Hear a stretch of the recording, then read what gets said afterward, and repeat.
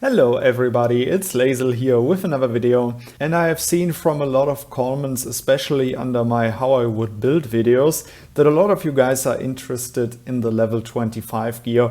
So what I want to do today is talk about all the different gear parts on level 25, so you guys know what I think about them and I can hopefully help you out with what items you guys want to forge. So we better get right into it because we have a lot of different gear parts to feature, and we will start off with the weapon. So starting off, I will always show the orange quality. We will start off with the Traitor's Kiss. This weapon is very helpful for infantry and archer players. I also like the additional recruitment speed up on it because in the end it will end in you having one weapon that is focused on recruitment speed up and one fighting weapon. So this is a nice build up for your recruitment speed up, or when you are an infantry archer player, you can also use it for the fighting aspects of infantry and archer attack. Then I continue with the elemental bow, and this one is a weapon that a lot of players haven't been using for years, and now since cavalry is a thing, it is very powerful for the cavalry plus archer formation. But we have to say to that you probably won't play it that effectively because you still haven't researched the dodge skill yet.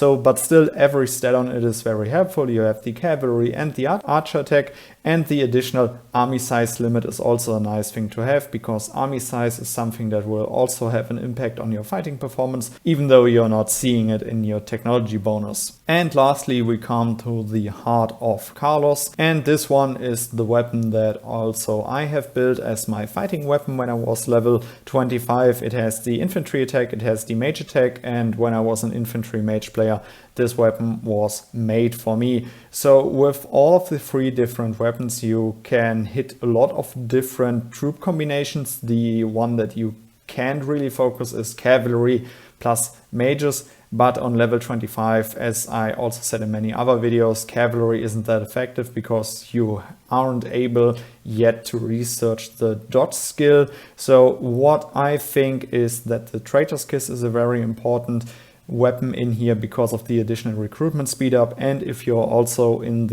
a civil war situation, you can profit from the increased wounded limit.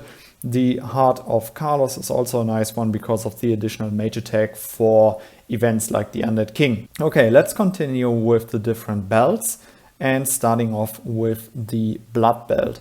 This one is made for infantry mage players. You have the infantry and mage attack on it, so very helpful for this troop combination. And now followed up by the Element Belt, a great belt especially for castles that are in a civil war kingdom, just because of the fact that you have your wounded limit increased by it, also your healing speed, so that if you got hit you can recover faster. And even if you haven't decided yet, or if you're still testing out if you want to play infantry or cavalry, you have HP for both of those units on here, so a great belt for civil war situations. And lastly, we come to the Resilient Belt. This is a must-have for everybody in the farming set, because this one will be later improved to the Dragon Scale Belt on level 30, and this one is the smaller version of it, with gather speed boost, load boost, stamina recovery, recruitment speed up. Very helpful for your development, and you should definitely forge this belt on level 25. This one is perfect for farming, and depending on your situation in your kingdom, the Element Belt is one for a civil war kingdom in my opinion, and the Blood Belt is something for a peace kingdom where you can more focus on your event performance. Now we are coming to the accessories, and we will start off with the Blood Ring. So this one is great for cavalry plus archer players, also very beneficial for kingdoms that are still at civil war because of the increased wounded limit and the additional healing speed. So a nice pick for those. Then we come to the Torn Stone.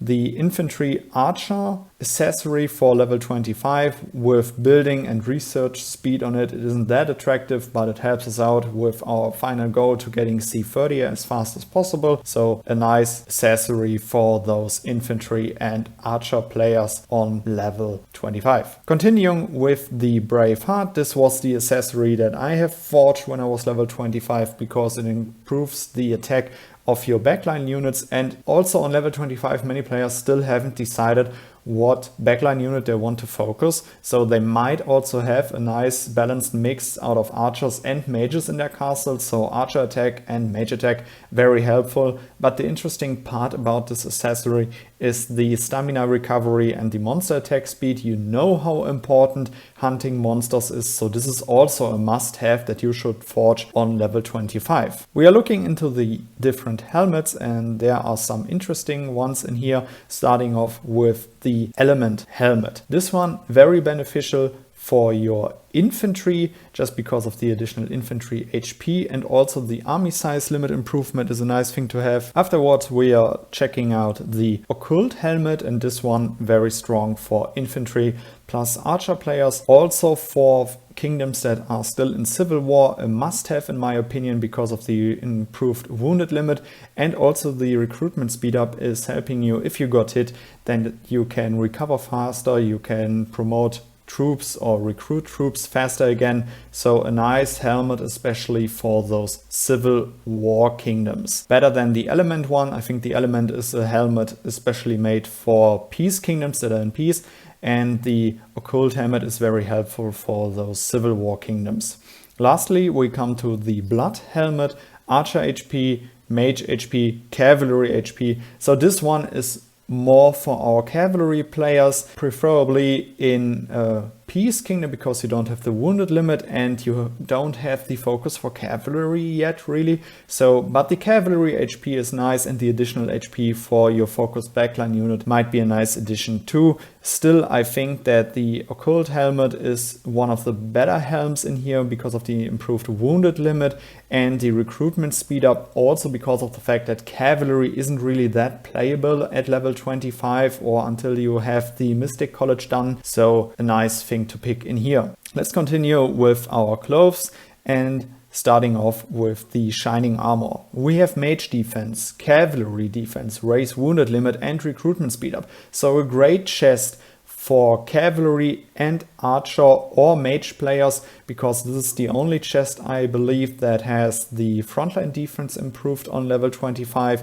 and with the raised Wounded Limit already a great pick for civil war kingdoms. And as I just said about the recruitment speed up on earlier gear parts, just a nice pick for those situations, but also for event kingdoms where players focus cavalry as a frontline unit, because here you have the defense on it. Next up we have the Blood Armor. This one has Mage Defense and Archer Defense on it, with monster attack and march speed in addition to that. I think this chest fits better for kingdoms that are at peace, where you also want to have a better performance at hunting monsters, getting it done faster so you can go back to gathering gems. But in addition to that, you shouldn't be a cavalry player in that situation, so if you're an infantry player, this one might be helpful. You also should have a backup of the Shining Armor just for the additional recruitment speed up.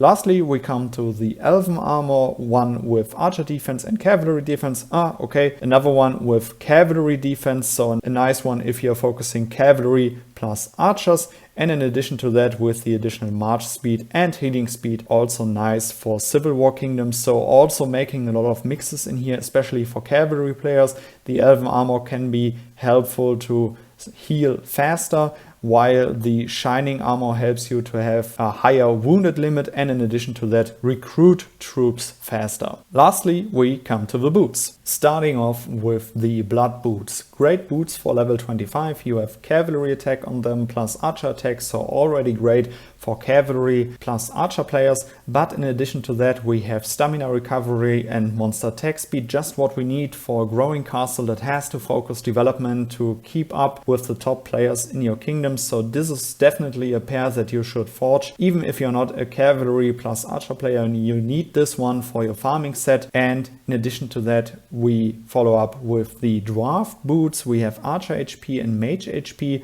load boost and gather speed boots. You can forge one of these when you're sending out your gatherers to a gem mine to wear these to gather those gem tiles faster, but always remember that you then should switch back to your blood boots for the additional stamina recovery. Lastly, we come to the armored boots. I personally don't like them because yes, there is raised wounded limit on them, but there are no other stats that help any of your basic units. You should avoid recruiting golems because they can screw up your defense formation. If you're in a civil war kingdom, they might be interesting in blue quality just to have at least some percentage of this raised wounded limit, especially if you're still on a low troop count. It would be awesome if you would have no losses at all, just all of your troops in your hospital. So I see a reason to do them in a blue quality, for example, but your focus should rely on the blood boots, in my opinion, just for the stamina recovery. It is a tough time to go through the civil war process in a kingdom, and I really hope for everybody out there that they won't end up in a kingdom that is at war 24/7 and at some point will focus on events even more, so we all can focus the development aspect even more. But you should also prepare yourself for that as early as possible. So I hope that this video in general helped you out to make some better decisions for your gear sets and how or which items to forge at level 25 until you get C30, where you also start to gamble from level 25 to level 30 your gear parts in orange quality. So yeah, I hope all in all that this video helped you out, and then I would say see you in the next one. Goodbye guys.